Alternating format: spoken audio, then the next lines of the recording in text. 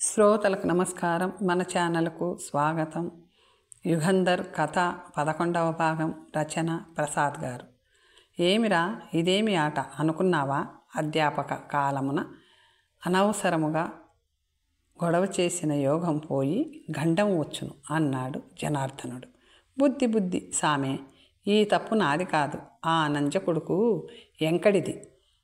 వెనకాల నుంచి లాగితే వహ్వా అనుమంటిరిగా, ఆ ఎదవని శిక్షించండి. ఏరా వెంక, ప్రభువుల జుట్టు తెగి వచ్చేటట్లు లాగావా ఏం? అంత పెద్దగా అభినందిస్తున్నాడు. లేదు బాబు, చేతి మీద దోమ కుడితేను టపీమని కొట్టాను. దాంతో చేతిలోని సూత్రం కొద్దిగా పనిచేసింది. కాస్త జాగ్రత్తగా సూత్రధారణ చేయరా, అవసరాన్ని ఎరిగి లాగుతుండాలిరా అన్నాడు జనార్దన మంత్రి. ఇంతలోకి గల్లుమనే అందెల రవళి వినవచ్చింది. ఆ వెంటనే ఆ శబ్దాన్ని అనుసరించి కొలువుకూటంలో ప్రవేశించారు గంధర్వ కన్యల సైజోడులైన నాట్యకత్తెలు. నాట్యకత్తెలంటే వీళ్ళే ఓళ్ళు అనుకున్నా మళ్ళీ. భాగోతం ఎత్తారా? ఎయ్యండి అన్నాడు ప్రభు తనకు సాదరంగా నాట్య భంగిమ లొనర్పగా వంగి నమస్కరిస్తున్న ఆటకత్తెలను చూసి వెంటనే గాయకుల పాటకు అభినయించట ప్రారంభించారు ఆటకత్తెలు. నమో నమో నటరాజ, నాట్యవధూ హృదయేశ, ఢమ ఢమ ఢమ ఢమరకనాదం, ఘణ ఘణ ఘణ ఘణ ఘంటారావం, బుక్కులు పలికెను ప్రమత గణం, ఋషులు స్మరించిరి ఓంకారం, భువనములు దద్దరిల్లగా, సలిపెడు తాండవ కేళీనాదం, శిఖలు చెదరగా గంగ చిందగా, పాద తాండనచె వసుధ కదలగా, శంభుడు చేసెను ప్రళయ తాండవం, శాంభవి సెలిపెను శంకారావం. నమో నమో నటరాజ నమో, నాట్యవధూ హృదయేశ నమో. పరమేశ్వరుని ప్రళయ తాండవాన్ని బ్రహ్మాండంగా అభినయించారు నాట్యకత్యలు. సభాసదులంతా ఆనందంతో ఆశ్చర్యంతో ఆ అపూర్వ నృత్యాన్ని చూసి తన్మయత్వం చెందారు. కానీ ప్రభువుకు ఆ నృత్యం చూడగా ఏమీ అర్థం కాలేదు. ఎంతకాలానికి వెంకడు అభినందన సూత్రం లాగకపోవడంతో తాను వహ్వా అనవచ్చో అనకూడదో అనే అనుమానంలో పడ్డాడు ప్రభు. నిజానికి సింహాసనం సందులో నుంచి ఆ నృత్యాన్ని తిలకిస్తున్న వెంకడు తన్మయత్వంలో మరో ప్రపంచానికి వెళ్ళిపోయి సూత్రాన్ని లాగాలనే విషయాన్ని మర్చిపోయాడు. ఎంతకాలానికి త్రాడులాగని వెంకడిని గురించి విపరీతమైన విసుగు జనించింది ప్రభువుకు. సభికులంతా అభినందిస్తుండిరి. తాను అభినందిద్దామంటే ఆ గాడిద కొడుకు త్రాడు లాగకపోయే. ఏమైనా సరే తెగించి వహ్వా అనాలనుకున్నాడు. కానీ ధైర్యం చాలింది కాదు. ఏరా ఎంకా, తాడు లాగవేంరా నంజు కొడక, నేను నవ్వాలని తలుచుకున్నా, లాగరా అన్నాడు ప్రభు. చిత్తం బాబయ్య అంటూ వెంకడు త్రాడు లాగాడు. ప్రభువు వహ్వా వహ్వా వహ్వా అని కడుపుబ్బ అభినందించాడు. ఆ విచిత్ర ప్రవాసాన్ని మంత్రులందరూ మిగిలిన సభాసదులు కూడా హృదయపూర్వకంగా అభినందించారు. ప్రభువు సారస్వత ప్రియులు, రసగ్రహణాదురీమణులు మీ నాట్యాన్ని కడుపుబ్బ అభినందించారు. మీరు చాలా అదృష్టవంతులు. రంగసాని ప్రభువుల మీద ఓ రసవత్తరమైన కీర్తనను ఆలపించి మమ్మల్ని, మా సభాసదులను, ప్రభువులను ఆనందింపచేయటానికి నీకు అనుమతి ప్రస్తావిస్తున్నాం అన్నాడు జనార్దన మంత్రి. జనార్దన మంత్రి ఇచ్చిన ఆజ్ఞానుసారంగా వినయపూర్వకంగా స్వీకరించింది రంగసాని. ఆ తరువాత ప్రభువులకు నమస్కరించి నృత్యగానాల్ని మేళవించి ప్రారంభించింది. రేవేలిన మహారాజువని, రేతిరి రేనికి శత్రువని, వలచి వచ్చి తిని ఒలువవేమిరా, చలవల రాజా మహారాజా, అశ్వినీపుత్రుల నేస్తాడని, ఆది కూర్మావతారమని ఉత్తర కుమార ప్రజ్ఞుడని అంతఃపురమున ధీరుడని రణరంగంబున భీరువని వలచి వచ్చి తిని ఒలువవేమిరా చలవల రాజా మహారాజా. పదం పూర్తి అయ్యింది చూశావా విద్యానాథ, రంగసాని గడుసుదనం దేవరవారిని నకసిక పర్యంతం వర్ణించి వేసింది అన్నాడు జనాంతికంగా జనార్దన మంత్రి. వీడి జయచెల్లాంటి నిజమైన మహారాజుల్ని ఎందరిని చూసిందో అది అన్నాడు విద్యానాథుడు. అయినా ఆడుది స్వతంత్ర కదా.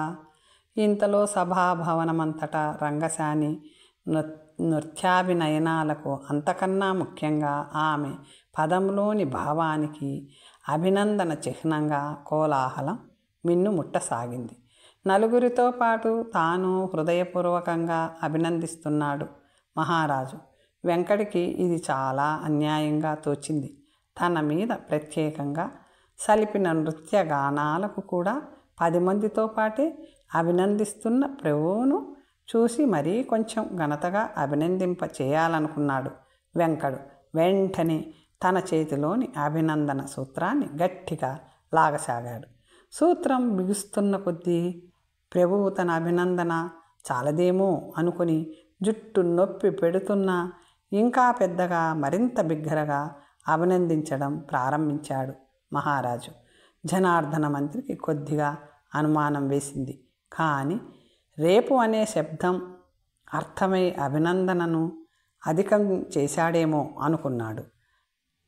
ఇంతలో ప్రభువు హఠాత్తుగా నవ్వటం ఆపేశాడు. బిక్కమొహం వేశాడు.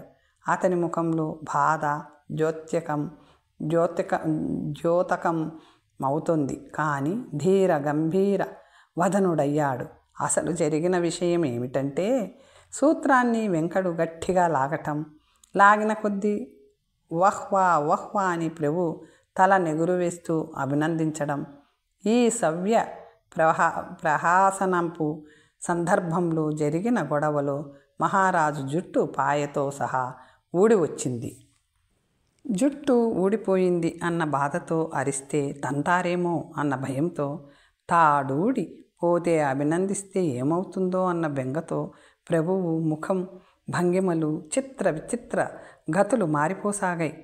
ఈ పరిస్థితి గ్రహించాడు. త్రాడుతో పాటు ఊడి వచ్చిన ప్రభుల వారి కేశపాసాన్ని చూసి వెంకడు వెంటనే రెండవ కంటికి తెలియకుండా సింహాసనపు వెనుక భాగంలో ఉన్న కంతగుండా చేయిజాపి ప్రభువుగారి మిగిలిన కేశజాలంలోని మరోపాయను గ్రహించి సూత్రాన్ని తిరిగి బిగించాడు.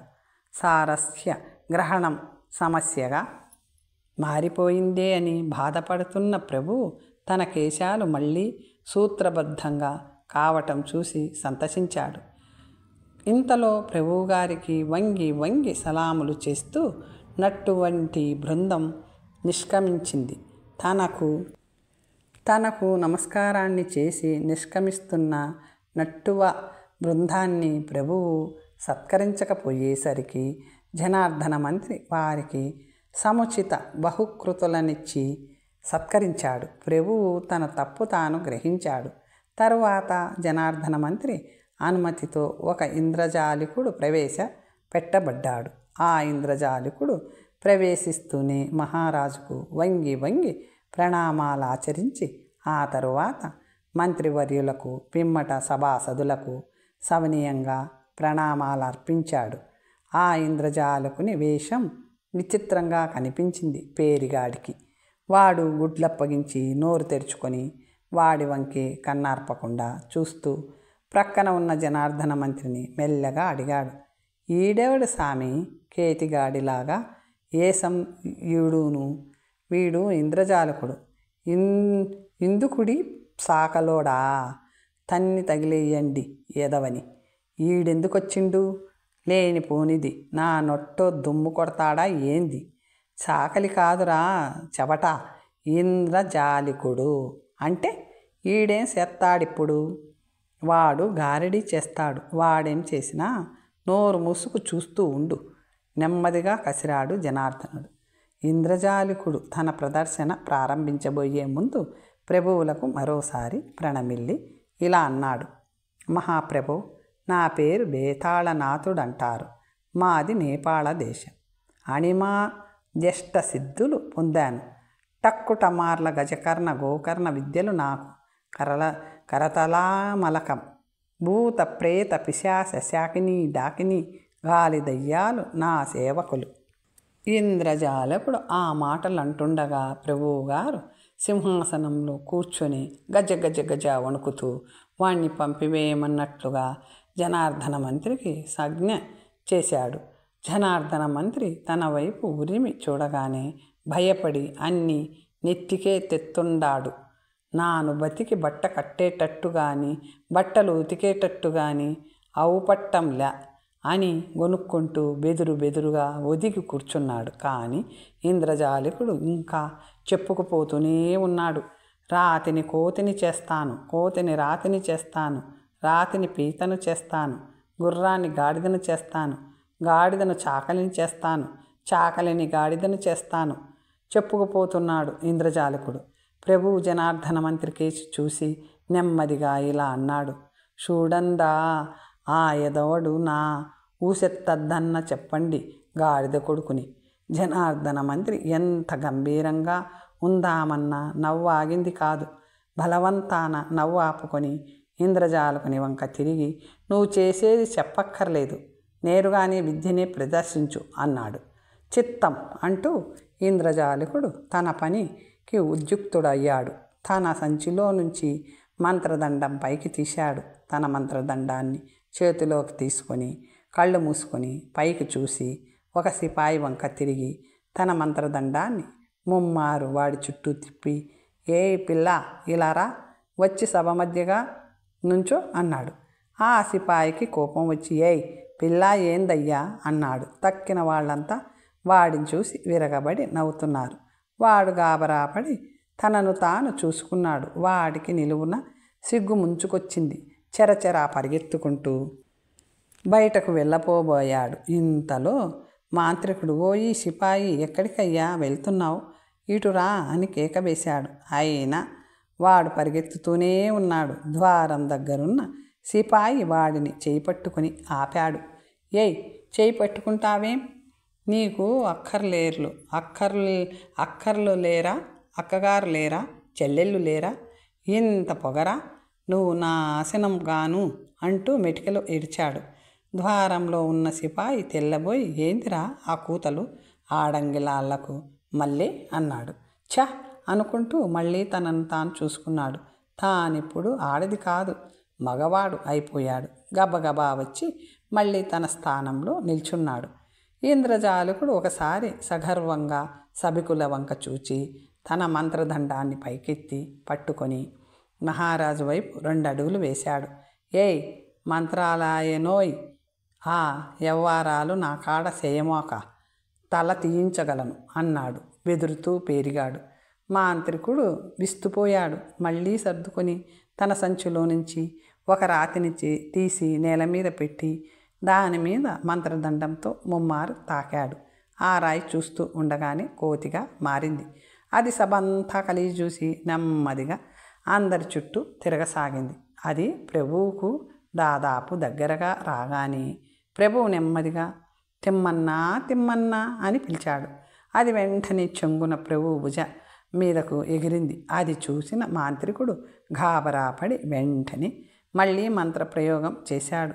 ప్రభువు గారి భుజం మీద దూకుతూ ఉన్న కోతి మధ్యలో రాయిగా మారి వారి భుజం మీద పడింది. అమ్మో అని గావు కేక పెట్టాడు ప్రభువు. జనార్దన మంత్రి మాంత్రికుని వైపు తీక్షణంగా చూచాడు.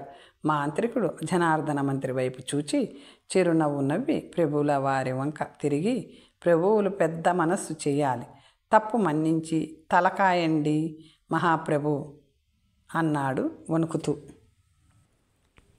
కోతి కదా అని ముచ్చటపడి దగ్గరకు పిలిస్తే రాతిని చేసేసి ఈపు సిట్లగొట్టి ఇంకా క్షమించమంటున్నావా?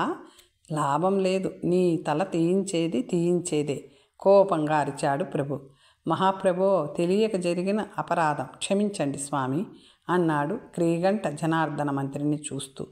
అంతలో జనార్దన మంత్రి పేరిగాడి వైపు చూసి, పోనీయండి ప్రభు, అంతగా వేడుకుంటున్నాడు అని ఇంద్రజాలకుని వంక తిరిగి, ఇక మీద ఇలాంటివి సహించం, నీ తక్కిన విద్యలు కూడా జాగ్రత్తగా ప్రదర్శించు అన్నాడు. చిత్తం అంటూ మాంత్రికుడు ప్రభువారికి వంగి వంగి నమస్కారాలు పెడుతూ వెనక్కి నడిచాడు. అక్కడ నుంచొని ఒక్కసారి సభాసదులందరి వంక గంభీరంగా చూచి కళ్ళు మూసుకొని తన మంత్రదండాన్ని ముంబారు గాలిలో తిప్పాడు. అందరూ ఆశ్చర్యపడేలా ఆ శూన్యంలో నుంచి అప్పటికప్పుడే ఒక పావురాల గుంపు పుట్టుకొచ్చి సభంతా విచ్చలవిడిగా ఎగురసాగాయి. అన్ని పావురాలను ఒక్కసారి చూడగానే ప్రభువుగారికి అంతకుముందు మాంత్రికుని మీద ఉన్న కోపం అంతా పోయింది. ఒక్కసారిగా ఉత్సాహం పుట్టుకొచ్చి భో భో సింహాసనం దిగి ఒక పావురాయిని కష్టపడి పట్టుకొన్నాడు. తెల్లటి ఆ పావురాన్ని లాలనగా నిమురుతూ మురిసిపోతున్నాడు ప్రభువు. ఉన్నట్టుండి ప్రభువుగారి చేతిలోని ఆ పావురం పొడుగాటి త్రాచుపాముగా మారింది. ప్రభువు బాబోయ్ అంటూ కేకవేసి పామును దూరంగా విసిరి ఒక్క ఉదుటన సింహాసనంపైకి ఎక్కి కూర్చొని గజ గజ గజ వణకసాగాడు. అంతలో మరో పావురం రివ్వున వచ్చి దాని ముందు వ్రాలి ముంగిసగా మారి దాన్ని పట్టుకోబోయింది. వెంటనే ఆ పాము పెద్ద జాగిలంలాగా మారి ముంగీసను కరవబోయింది. దాని నోటిలో నుంచి తప్పించుకొని బయటపడి మొదటి పావురం పెద్ద పులిగా మారింది. అది చూచిన ప్రభు నిలువెల్లా వణికిపోయి, అమ్మో బాబు చచ్చాన్రో అంటూ పంచె ఎగబట్టుకొని సభలో అటూ ఇటూ గంతులు వేస్తూ తిరగసాగాడు. జనార్దన మంత్రి పరిస్థితి విషమించిందని గ్రహించి ప్రభువుగారిని పట్టుకొని సింహాసనంలో కూర్చొండబెట్టి సభాసదుల వంక చూచి పెద్దగా ఇలా అన్నాడు. సభాసదులారా, ఈ ఇంద్రజాలికుడు సామాన్య ఇంద్రజాలకునిగా లేడు. తన క్షుద్ర మంత్రి శక్తి చేత అసమాన శూరులు, అనన్య సాధారణ ధైర్యవంతులు అయిన మహారాజుపై ఏదో ప్రయోగం చేసి ఆరిని ఈ విధంగా అవమానింపచూచాడు. ఇందులకు వీనికి తగు శిక్ష విధిస్తాం. ఎవరక్కడ? వీనిని తీసుకుపోయి ఖైదు చెయ్యండి. ఇద్దరు భటులు ముందుకు వచ్చి మాంత్రికుని బంధించి తీసుకుని వెళ్ళారు. అప్పటికి ప్రభువుగారి మనస్సు కుదుట పడింది. జనార్దనుడు ప్రభువును సమీపించి, ప్రభు, తమరు చాలా అలసి ఉన్నారు. ఎవరో శత్రువులు తమపై ఏదో క్షుద్ర ప్రయోగం చేశారు. త్వరలోనే ఆ దుర్మార్గులను పట్టి బంధించి ఉరికొంభానికి పంపిస్తాను. తమరు నేటికి సభ సాలించి విశ్రాంతి తీసుకోవాలని ప్రార్థన అన్నాడు వినయంగా. సభ అంతటితో చాలించబడింది. ఆ జనార్దన మంత్రి ప్రభువుని స్వయంగా దగ్గర ఉండి అంతఃపురానికి తోడ్కొని పోయారు. కొలువు కూటం నుంచి జనార్దన మంత్రితో సహా బయటికి వచ్చి రథాన్ని అధిరోహించి బయలుదేరిన ప్రభువును దారి పొడుగున వేనకు వేలుగా ఓరుగల్లు పౌరులు దర్శనం చేసుకున్నారు. ఢిల్లీ సుల్తాన్ పట్టుకుపోతావు, మళ్ళీ మాట్లాడితే ఎత్తుకుపోతావు. కోటల్ పేటల్ హడ్డు రాలేవు. బోటీలో దాగిన ఖైదు చేసేస్తా. ఆయుధమేమీ హక్కరీ రాదు. హవసరం వచ్చేస్తే అంతా హుళక్కి. ఢిల్లీ సుల్తాన్ పట్టుకుపోతావు. 3 నెలలకి పట్టుకుపోతాను. ఒకనాటి సంధ్యా సమయంలో మేఘ గంభీర ధ్వనితో హఠాత్తుగా వెలువడిన పాట ఢిల్లీ నగరమంతా మారుమ్రోగింది. వజీర్ల సరదారులుగా మున్నగు ఉన్నత ప్రభుత్వోద్యోగులు నుండి సామాన్య ప్రజ వరకు గజగజలాడిపోయారు. ఢిల్లీ చరిత్రలోనే పేదవాడు కానీ పిన్నవాడు కానీ సుల్తానీ బహిరంగంగా పళ్ళెత్తు మాట అన్నవాడు లేడు అని బయటపడ్డవాడు లేడు. బయటపడి బట్ట కట్టినవాడు లేడు. ఢిల్లీ సుల్తాన్ పేరంటే 6 రాజులకే కాక ఆశ్రిత జనులకు కూడా భయంకరం. వారు ఏ క్షణంలో ఏం చేస్తారో ఎవరికీ తెలీదు. ఆ మాటకొస్తే ఆ మాట వారికి మాత్రం తెలిస్తేగా. సుల్తాన్ చుట్టూ రాత్రనక పగలనక అసాధారణ శౌర్య ధైర్య పరాక్రమ సముపేతులు కాపలా కాస్తూ ఉంటారు. ఆకాశాన్ని చుంబించే కోట గోడలు హనుమంతుడి వాళ్ళమంతా సుదృఢాలు, పోటీ పోతుటీగ కైనను లోనికి పోవటం దుస్సాధ్యం. అయితే ఏం, ఇంటి దొంగను పట్టటం ఈశ్వరుడికైనా అసాధ్యం. సుల్తాన్ ప్రాణాలకు విశేషమైన రక్షణ లేని క్షణం లేదు. ఆ అమూల్య ప్రాణానికి ప్రాణాపాయం లేని క్షణం లేదు. గజనీ మహమ్మద్ దండయాత్రలతో అంతవరకు నిరాటంకంగా హైందవ కోట గోడల మీద నాట్యం చేసిన హిందూ పథకాలు పతనం కాసాగాయి. ఆ తరువాత షహబుద్దీన్ గోరీ ధర్మము అని, జయచంద్రుని పుణ్యమా అని పృథ్వీరాజు పతనమయ్యాడు. అంతేకాదు, షహబుద్దీన్ గోరీ దండయాత్ర ఢిల్లీని శాశ్వతంగా మహమ్మదీయ సామ్రాజ్యానికి దత్తం చేసింది. అంతకుముందు మధ్య ఆసియా నుండి ఎన్ని దండయాత్రలు జరిగినా ఆ దండయాత్రల మూలంగా అచ్చట నుండి వచ్చిన రాజులు, ప్రజలు హిందూ దేశ వైభవాన్ని చూసి ఇక్కడే స్థిరపడిపోయారు. హుణులు, శకులు, కుషానులు ఈ రకంగా వచ్చిన వారే. వీరంతా ఇక్కడ స్థిరపడిపోవడమే కాకుండా ఇక్కడి మతాచారాలను స్వీకరించారు. ఇక్కడి ప్రజలతో ప్రతి భోజనాలే కాక ప్రతి వివాహాలను జరుపుకుంటున్నారు. అంతటితో ఆగక దీన్నే తమ మాతృదేశంగా భావించారు. వారి జీవన పథం భారతీయ సంస్కృతిలో లీనమైపోయింది. అందువల్ల ఆ దండయాత్రల వల్ల రాజులకు, సైన్యానికి నష్టం సంభవించినా సామాన్య మానవుడి సౌభాగ్యానికి భంగం కలిగింది కాదు. మతభేదాలున్నా మతద్వేషం లేకపోవటం వల్ల జీవితం సుఖంగా సాగిపోసాగింది. ప్రప్రథమంగా హిందూ దేశంలోని ధనరాశులు మహమ్మదీయ దండయాత్రల వలననే విదేశాలకు ప్రయాణం కావటం సాగించింది. చివరికి షహబుద్దీన్ గోరీ ధర్మమా అని ఢిల్లీలో ఆయన రాజప్రతినిధి ఒకడు వెలిశాడు. హిందూ దేశాన్ని కొల్లగొట్టి అపార ధనాన్ని ఒంటెల మీద ప్రయాణం చేయించి అంతటితో చాలదన్నట్లు తన బానిసనొకణ్ణి చూసి ఢిల్లీ సామ్రాజ్యాన్ని పట్టం కట్టి మరీ వెళ్ళాడు. అతడే కుతుబుద్దీన్, బానిస వంశపు మూల పురుషుడు.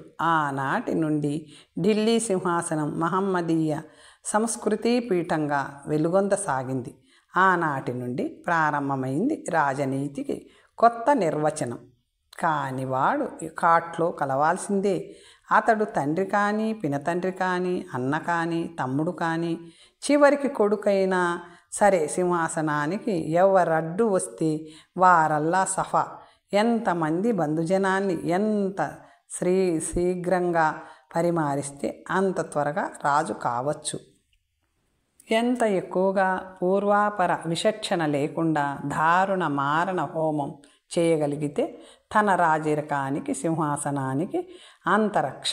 ఇంట గెలిచి రచ్చగెలవమన్న సామెతని ఆ విధంగా నిర్వచించినాడు. మహమ్మదీయ రాజనీతిజ్ఞులు ముందు ఇంటిలోని వారలను మారణం చెయ్యాలి. సింహాసనం ఎక్కాలంటే వారి వల్ల దోషం ఉన్నా లేకపోయినా సరే ఆ తరువాత బయట వారిని ఇలాంటి విషమ పరిస్థితుల్లో ఈర్ష్య, అసూయ, ద్వేషం మొదలైన వానిని ఆధారంగా చేసుకుని బంధురుధిర మథనంలో ఉద్భవించిన రాజరికాన్ని నమ్ముకొని సింహాసనం ఎక్కిన ప్రాణికి రక్షణ ఎక్కడి నుంచి వస్తుంది? అయినా అంత మాత్రం చేత సింహాసనం బలహీనం మాత్రం కాలేదు. సింహాసనాన్ని బట్టి రాజుకు విలువ, రాజును బట్టి సింహాసనానికి కాదు అన్న సత్యాన్ని వెల్లడించింది ఢిల్లీ సింహాసనం. ఆ సింహాసనం మీద ఎవరు కూర్చున్నా సరే సుల్తాన్ అయిపోతాడు. సుల్తాన్ అయిన తర్వాత అతడు అతక్తు మీద ఉన్నంత వరకు ఆ సుల్తానుగా అతను చలామణి అవుతున్నంత వరకు అతడు చండశాసనుడే. అతని మాటకు తిరుగులేదు, అతని చేతకు ఎదురులేదు. అయితే అతని ప్రాణానికి రక్షణ లేదు. ఢిల్లీ సింహాసనంలో మరొక విశేషం ఉంది. మిగిలిన సింహాసనాలని అధిష్ఠించటానికి అభిజాత్యం కావాలి, కానీ ఢిల్లీ సింహాసనం అధిష్ఠించడానికి అలాంటి అవసరమేమీ లేదు. అదృష్టం అందరికీ ఒకటే. ఆమె నిర్హేతుక పరిపూర్ణ కటాక్ష ప్రసరణకు ఉచ్చ నీచాలతో పనిలేదనే నగ్న సత్యానికి దర్పణం ఢిల్లీ సింహాసనం. ఢిల్లీ సింహాసనాన్ని అధిష్ఠించిన మొట్టమొదటి యవన చక్రవర్తి కుతుబుద్దీన్. ఇతడు కురూపి అయిన యజమాని అయిన షహబుద్దీన్ గోరీకి విశ్వాసపాత్రుడైన బానిస. ఇతని ఎనలేని విశ్వాసాన్ని విశ్వసించి ఢిల్లీ నగరంలో ఈ బానిసను తన ప్రతినిధిగా నిలిపి స్వదేశానికి బయలుదేరాడు ఘోరీ. అయితే ఘోరీ పొలిమేర దాటకముందే స్వతంత్రుడైనాడు కుతుబుద్దీన్. ఆ రోజుల్లోనే ప్రపంచ ప్రసిద్ధమైన కుతుబ్మినార్ను కట్టించాడు కుతుబుద్దీన్. ఇతని తరువాత ఇతని కుమారుడు ఆరాం రాజ్యానికొచ్చాడు. అతన్ని చంపి సింహాసనాన్ని ఆక్రమించాడు అతడి స్వంత భావమరిది అల్తమష్. అతని కుమారుణ్ణి రుక్తావుద్దీన్ని రాజ్యం నుంచి వెళ్ళగొట్టి తాను సింహాసనాన్ని ఆక్రమించింది అతని చెల్లెలు రజియా. ఈమెనే సుల్తాన్ రజియా అంటారు. ఢిల్లీ తఖ్తు నెక్కిన ఏకైక మహిళ. పరదాను పోనాడి వీర పురుష అలంకారముతో రాజసభకు వచ్చి సర్వ వ్యవహారాలను చూస్తూ ఉండేది. వ్యవహార దక్షతలోనూ కర్తృత్వ శక్తిలోనూ సాటిలేని మేటిగా పేరు పొందింది. అయితే ఈ బానిస వంశపురాణి తన దగ్గరి బానిసగా ఉన్న ఒక అబిసినియా బానిసను అధికంగా ప్రేమించి కొన్ని విశేషాధికారాలు ఇవ్వటం మిగిలిన సరదార్లకు సహింపరాని విషయమైంది. ఫలితం ఆమె బానిసను, శాస్త్ర ప్రకారం ఆమెచే వివాహమాడిన భర్తను, ఆమె స్వంత తమ్ముడు బహరా మిగిలిన సరదారుల ఆసరాతో హత్య చేశాడు. సింహాసనానికొచ్చాడు. ఈ వంశంలో కడపటి వాడైన నసిరుద్దీన్ మహమ్మద్కి సంతానం లేకపోవటంతో ఢిల్లీ సింహాసనాన్ని ఉట్టుండియంగా ఆక్రమించాడు. అతడి మంత్రి ఘియాసుద్దీన్ బల్బన్. ఇతడు కూడా చిన్నప్పటి నుండి బానిసగానే బతికాడు. చివరికి మంత్రి అయ్యాడు. ఆ తరువాత సుల్తాన్ అయ్యాడు. ఇతని మనుమడైన కైకూబాద్ని దారిదోపిడీలు చేయు ఖిల్జీ వంశజుడైన ఫిరోజ్ స్వాహా చేసి చక్రవర్తి అయ్యాడు. ఆ తరువాత జలాలుద్దీన్ అని పేరు మార్చుకొని ఢిల్లీ సింహాసనం ఎక్కాడు. ఇతని అన్న ఇతన్ని చంపి కుమారుడు అల్లావుద్దీన్ ఖిల్జీ రాజ్యానికి వచ్చాడు. ఇతడే మహమ్మదీయ దండును మాలిక్ కాఫర్ నాయకత్వాన్న మొదటిసారిగా ఓరుగల్లు మీదికి పంపాడు. అయితే మాలిక్ కాఫర్ ఆంధ్ర పరాక్రమ ధాటికి తాళలేక సంధి చేసుకుని తిరిగి వచ్చాడు. అల్లావుద్దీన్ మరణానంతరం అతని జ్యేష్ఠపుత్రుడు కన్నులు ఫెరకి ఖైదు చేసి అతని కనిష్ట పుత్రుణ్ణి 5 ఏళ్ల బాలుని ఎత్తుకొచ్చి తఖ్తుకు నెక్కించి ఆట ఆడటం మొదలుపెట్టాడు మాలిక్ కాఫర్. అయితే అతన్ని సరదారులే హత్య చేశాడు. అల్లావుద్దీన్ మరో కొడుకు ముబారక్ రాజ్యానికి వచ్చాడు. ఇంతలో ఖుస్రూ అనే ముసుగు హిందువు బయలుదేరాడు. అసలు ప్రస్తుతం రాజపుత్రుడు. అయితే అల్లావుద్దీన్ బలవంతంగా మతభ్రష్టులను చేసిన వారిలో ఈ రసపుత్రుడొకడు. పరాభవనాల ద్వంద్వ హోమాన హృదయుడై జాతి భ్రష్టతకు బాధపడుతూ అదను కోసం వేచి ఉన్న ఈ రసపుత్రుడు ఖుస్రూ అని పేరు మార్చుకున్నాడు.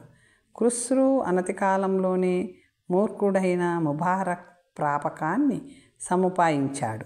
ఒకసారి స్వయంగా యవన సైన్యానికి నాయకత్వం వహించి మలబారుపైకి దండయాత్రకు పోయి అశేష ధనాన్ని కొల్లగొట్టి తెచ్చి సుల్తాన్ ముబారక్ పాదపూజ చేశాడు. దాంతో ఖుస్రూ ముబారక్కి మరింత సన్నిహితుడయ్యాడు. ముద్దుల చెలికాడయ్యాడు. క్రమక్రమంగా రాజ్యాంగం మొత్తాన్ని అరచేత చిక్కించుకున్నాడు ఖుస్రూ. అంతేకాకుండా సరదారుల్లో అసహనాన్ని రెచ్చగొట్టడం కోసమని సామ్రాజ్యంలో అశాంతి వాతావరణం కల్పించటం కోసమని సుల్తాన్ వారిచే కావాలని చెడ్డ పనులు చేయించేవాడు. తాను మాత్రం బహు మంచివాడుగా నటించేవాడు. దాంతో దేశంలోనూ సైన్యంలోనూ సభలోనూ అతనికి కావలసిన వాతావరణం ఏర్పడింది. ఒక మంచి రోజు చూసి, వారం వర్జనం చూసి ముబారక్ జన్మకి ముక్తి ప్రసాదించి హాయిగా ఢిల్లీ సింహాసనాన్ని అధిరోహించి నసిరుద్దీన్ సుల్తాన్ బిరుదాంకితుడయ్యాడు. ఖుస్రు అది ఏమని అడిగినా నాతుడు లేడు. అయితే అతడు ఒక చిన్న పొరపాటు చేశాడు. సింహాసనాన్ని అధిష్ఠించి నెలైనా తిరగకముందే తన సస్వర రూపాన్ని బయటపెట్టాడు. ఖురాన్ ప్రతులను బహిరంగంగా సభకు తెప్పించి సింహాసనం మీద పెట్టించి దాని మీద తాను కూర్చునేవాడు. ఎక్కడెక్కడ మహమ్మదీయుల మసీదులున్నవో అక్కడక్కడల్లా హిందూ దేవతల విగ్రహాలను ప్రతిష్ఠింపచేయసాగారు. అతని అనుచరులు మౌలీలు, కాజీలు కుయ్యో మొర్రో అంటూ సుల్తాన్ వారికి మనవి చేయటానికని కోటకెళ్తే దర్శనం ఇచ్చేవాడే కాదు. ఇచ్చినా వారి గొడవంతా విని అలాగా, భూమి గుండ్రంగా ఉందన్నాడు వరాహమిహిరుడు అనేవాడు. తర్వాత కథ వచ్చే భాగంలో తెలుసుకుందాం. ఓం స్వస్తి.